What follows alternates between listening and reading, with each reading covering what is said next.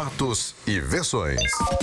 O que vai impactar a sua vida agora no Café com Política. No Café com Política de hoje, nós estamos recebendo Marcelo Álvaro Antônio, deputado federal pelo PSL e também presidente do PSL em Minas Gerais, foi o candidato a deputado federal mais votado destas eleições do dia 7 de outubro. Deputado, bom dia, bem-vindo, é um prazer recebê-lo. Bom dia, Rodrigo, um prazer enorme estar aqui mais uma vez conversando com os ouvintes da Super Notícias. Foram quase 230 mil votos, não é isso?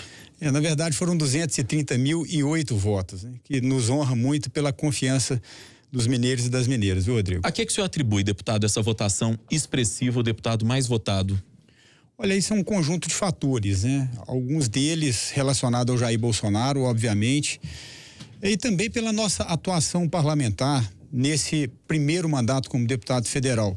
Procurei me posicionar em Brasília com responsabilidade e dando a resposta que as pessoas esperavam enquanto representante. E isso aí foi um fator preponderante, como também a campanha de Jair Bolsonaro, que acabou impulsionando os candidatos do PSL. E vocês agora têm, deputado, a segunda maior bancada, ou vão ter, né? Porque a gente está falando já da próxima legislatura, a segunda maior bancada em termos de partido na Câmara Federal. Como é que vocês pretendem atuar em caso de vitória e até mesmo numa eventual derrota de Bolsonaro? Olha, a atuação vai ser em favor do Brasil. Tudo que a gente precisa é de realmente trazer reformas para o Brasil que venha dar respostas na economia. Então vai ser uma legislatura onde a bancada do PSL vai ter um papel fundamental para liderar dentro da Câmara dos Deputados, dentro do Congresso Nacional, esse papel base de governo que é fundamental para que as pautas, os projetos e as reformas possam ser aprovadas com tranquilidade dentro da Casa Legislativa. Deputado, a gente viu uma notícia de bastidores dando conta que o PSL já estaria de olho também naqueles deputados que foram eleitos por partidos que não conseguiram cumprir a cláusula de barreiras e que, portanto, tem até a possibilidade, a prerrogativa de trocarem de partido diante disso, segundo a nossa legislação eleitoral. E isso, inclusive, poderia fazer com que o PSL ficasse com a maior bancada de deputados federais. Isso, de fato, está nos planos do partido nesse momento? Está sim, Rodrigo. A gente está conversando com deputados de outros partidos que não romperam, né, a cláusula de barreira, para, nesse entendimento, a gente conseguir ampliar a bancada do PSL na Câmara dos Deputados, quem sabe, tornando a maior bancada da casa. Deputado, o deputado Jair Bolsonaro está caminhando aí, segundo as pesquisas têm mostrado, para uma vitória no próximo domingo. Especificamente com Minas Gerais, o senhor que é o principal aliado dele aqui no estado, quais são as propostas, quais são os compromissos que ele já firmou com o estado? Olha só, o Jair Bolsonaro, ele é uma pessoa que ele não é de fazer promessas, então dentro das nossas conversas em off, obviamente a gente tem algumas pautas e alguns objetivos aqui em Minas Gerais que vão ser, vamos dizer, topo da nossa agenda para o nosso estado, como por exemplo, a conclusão da duplicação da 381, o metrô, o tão sonhado metrô de BH, né, a linha 2 Barreiro, que vai trazer aí um conforto, uma tranquilidade maior para pelo menos 300 mil habitantes do Barreiro, o próprio Rodoanel. Então tem uma série de obras que eu acredito que Minas Gerais precisa ser contemplada para que a gente possa voltar a ter o estado de Minas Gerais um protagonismo no governo federal, sendo atendido o que não foi nos últimos 13 anos. São obras que são muito caras, sobretudo o metrô e o Rodoanel. A 381, as obras estão ali a passo de tartaruga, mas já estão pelo menos ocorrendo. No contexto de país que a gente tem, com déficit fiscal gigantesco, com as dificuldades que o próximo presidente vai enfrentar, o senhor acha que nos próximos 4 anos é possível que obras como essas, elas sejam pelo menos iniciadas em Minas? Olha só, Rodrigo, obviamente o Brasil vai precisar de passar por um resgate, uma reestruturação de todo o estado federal. Claro que nos primeiros anos, o primeiro, o segundo ano, a gente não vê a possibilidade realmente de iniciar obras de grande porte, como é a obra do Rodoanel e também a obra do metrô.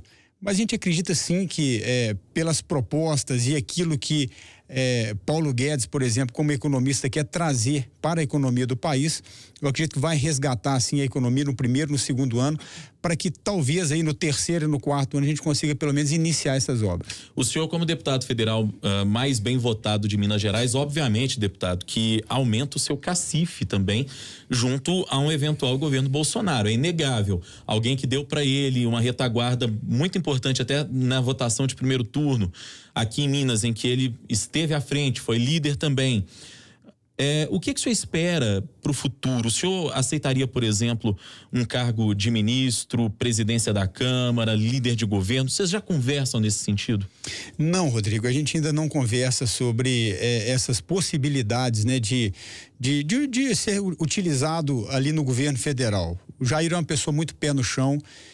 Vamos aguardar o resultado das eleições. Se realmente se confirmar a vitória de Jair Bolsonaro, aí sim a gente vai sentar e discutir como eu posso contribuir melhor com o governo federal. Aquilo que Jair Bolsonaro, né, caso vire presidente, entender que eu possa ajudar o nosso país, eu vou estar à disposição. Mas o que estaria na preferência aí de Marcelo Álvaro Antônio? Vou apertar um pouquinho, senhor. Olha só, Rodrigo, vamos dizer assim que eu não tenho uma preferência. Eu entendo que eu quero contribuir da melhor forma possível. Vamos colocar aqui a presidência da Câmara dos Deputados.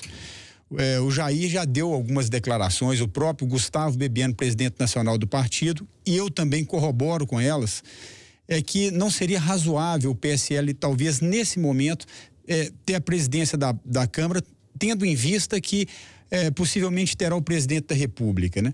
Líder de governo, eu acredito que eu posso conseguir contribuir, já tenho uma certa experiência, fui vereador em Belo Horizonte, fui vice-líder de governo do prefeito Márcio Lacerda, já passei 4 anos ali na Câmara dos Deputados, eu acredito que posso contribuir.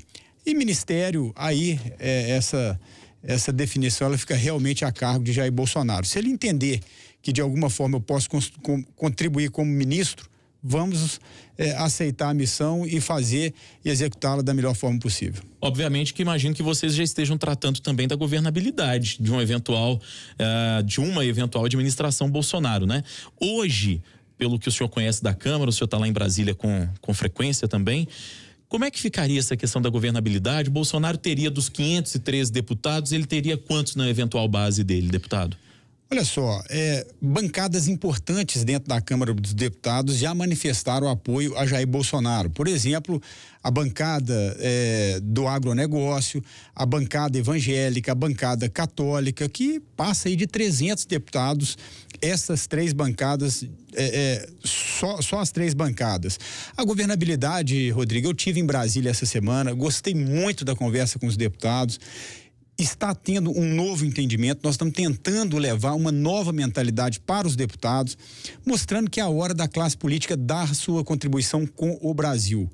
O Brasil não aguenta mais esse toma lá da cá, essa entrega de ministérios a troco de apoio na Câmara Federal.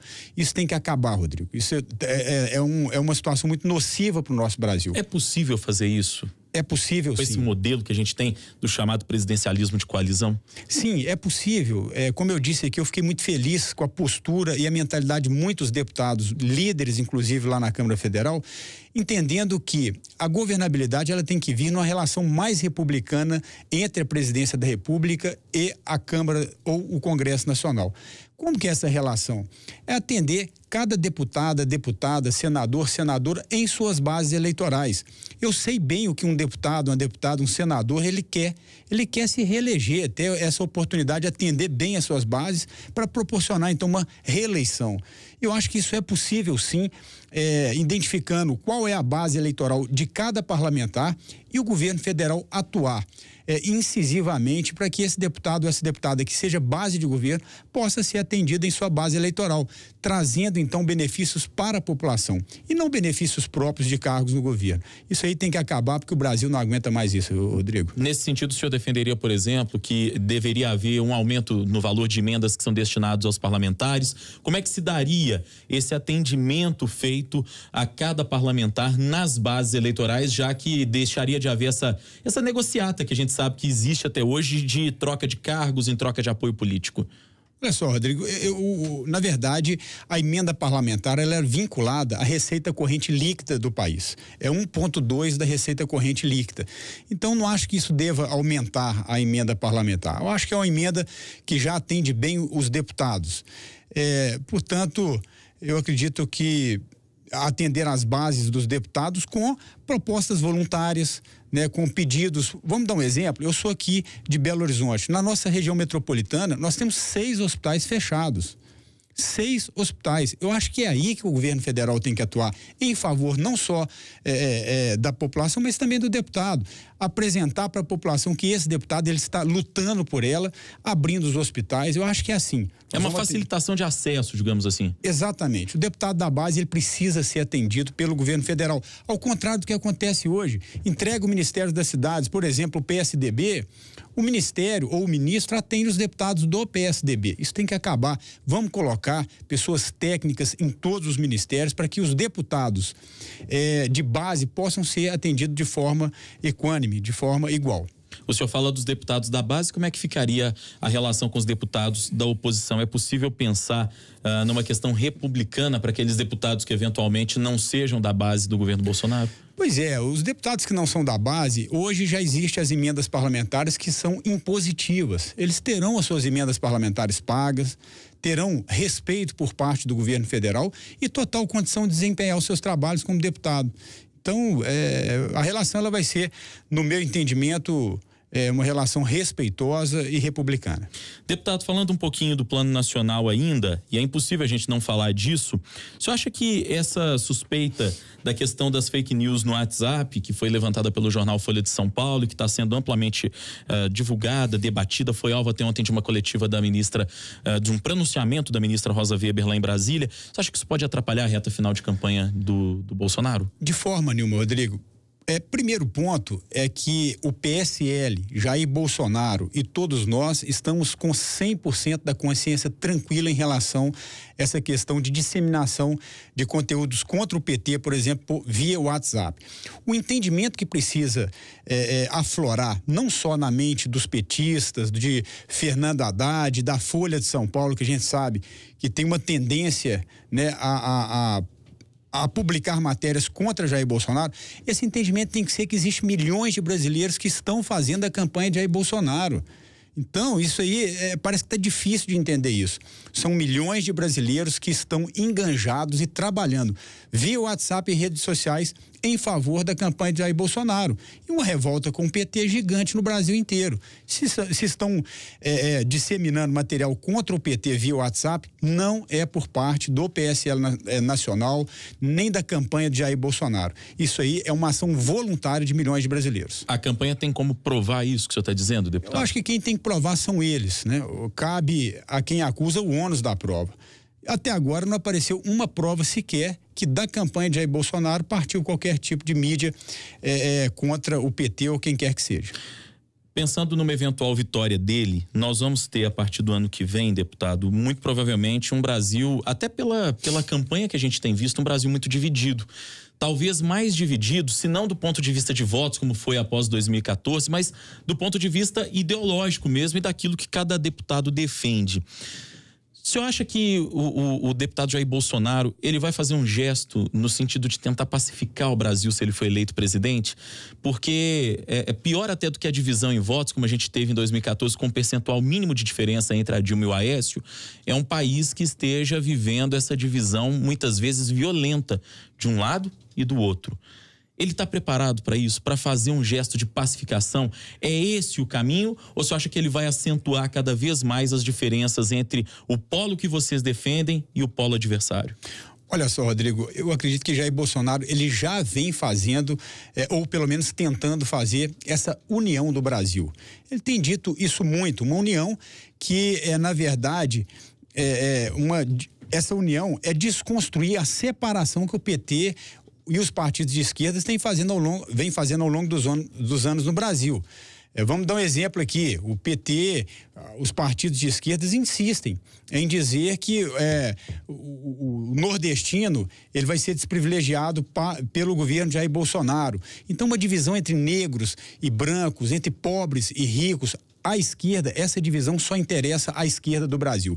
Jair Bolsonaro tem dito que nós precisamos de um Brasil unido, um Brasil onde não há diferença de cor, de raça, de classe social. A gente precisa de um Brasil unido, e é isso que Jair Bolsonaro ele vem pregando. E acredito que colocará em prática essa nova mentalidade para que a gente possa ter um Brasil só, unidos em torno da geração de empregos, de um desenvolvimento que vai trazer realmente dias melhores para o nosso povo. Então é isso, Rodrigo. Em Minas Gerais, o PSL manifestou a neutralidade na disputa de segundo turno que a gente está vivendo, deputado.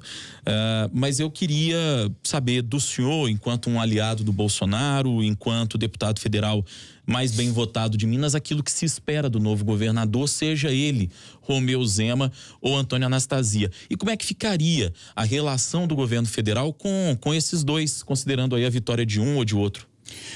Olha só, o novo governador ou o próximo governador vai ter um desafio muito grande. Nós sabemos que o estado de Minas Gerais hoje se encontra numa situação lastimável, uma situação econômica delicadíssima. Eu espero que o próximo governador possa realmente conseguir fazer as mudanças necessárias para que o estado de Minas Gerais possa retomar também o rumo do crescimento. A relação com o governo federal vai ser, no meu ponto de vista, a melhor possível, independente se será o governador Zema ou se será o governador Anastasia. Depois das eleições, acabando o pleito, nós precisamos de pensar em Minas Gerais e pensar no Brasil. O senhor acha que, independentemente do governador que venha a ser eleito, a relação vai ser boa mesmo, muito em função até dos campos nos quais eles militam? Não tenho dúvida, Rodrigo. A relação, como eu disse aqui, pós-eleitoral, pós-campanha, ela precisa de ser a mais profícua possível, precisa de ser uma relação onde a união de esforços tem que sobrepor a qualquer outro fator em busca, de uma Minas Gerais em desenvolvimento e um Brasil melhor. Então isso a gente tem plena tranquilidade e certeza que, independente de qual seja o próximo governador, a relação ela será muito republicana e positiva com o governo federal. Deputado federal Marcelo Álvaro Antônio, do PSL, presidente do partido em Minas, o mais votado nestas eleições, com mais de 230 mil votos, foi nosso convidado de hoje aqui no Café com Política. Quero agradecer a sua presença e desejar, acima de tudo, que o senhor faça um bom trabalho por Minas Gerais na próxima legislatura. Obrigado, deputado. Rodrigo, muito obrigado pela oportunidade mais uma vez de estar aqui, e quero aqui agradecer ao povo mineiro a confiança dos mais de 230 mil votos que nos fez o deputado federal mais votado de Minas Gerais. Tem plena confiança do tamanho da minha responsabilidade e vamos trabalhar muito para que a gente consiga devolver ao povo mineiro essa confiança com resultado, retidão, honestidade, que é a nossa obrigação ali na Câmara dos Deputados. Muito obrigado.